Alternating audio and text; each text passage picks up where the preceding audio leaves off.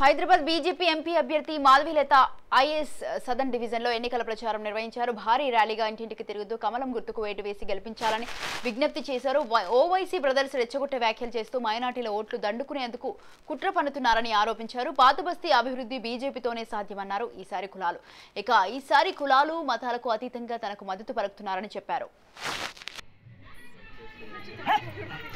Hitech ఒక city కూడా mega city అవ్వాలంటే రోడ్డు ఒక ప్రాంతం నుంచి ఇంకో ప్రాంతాన్ని కనెక్ట్ అవ్వడం చాలా ముఖ్యం. ఇలాంటివి వయోవృద్ధులు అంటే మనకి చాలా ఆశ్చర్యకరమైన విషయం ఏమిటంటే మోదీ సర్కార్ రాకముందు ఎంతో మంది వయోవృద్ధులు పెన్షన్లు లేకుండా ఎన్నో బాధలతో పిల్లలు వదిలేసి వాళ్ళ జీవితాలు ఇబ్బందికరంగా పాలయ్యాయి. కానీ మోదీ గారి సర్కార్ వచ్చిన తర్వాత అలా కాకుండా 70 సంవత్సరాలు దాటిన వృద్ధులందరికీ ఆయుష్మాన్ భారత్ కింద కూడా వాళ్ళు చేర్చి ఉచిత ఆరోగ్య సౌకర్యాలను కల్పించడం అనేది చాలా ముఖ్యమైన విషయం.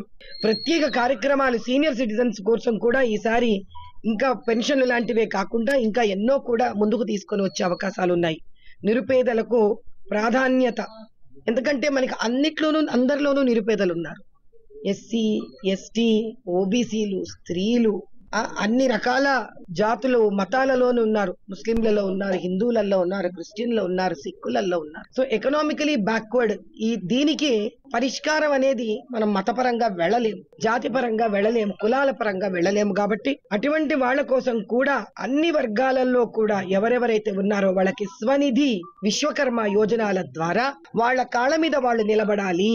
వాళ్ళకంటూ ఒక విద్యను నేర్పించి, హిందీలో దాని హునర్ అంటాము, మనం వాళ్ళకి విద్యను నేర్పించి ఆ విద్య నేర్చుకున్నంత కాలం కూడా రోజుకి 500 రూపాయలు వాళ్ళకి ఇచ్చి ఆ తర్వాత 1,00,000 నుంచి 3,00,000 రూపాయల వరకు కేవలం నెలకు 42 పైసల వడ్డీ పడేంత మాత్రంలోనే అక్కడి నుంచి అభివృద్ధి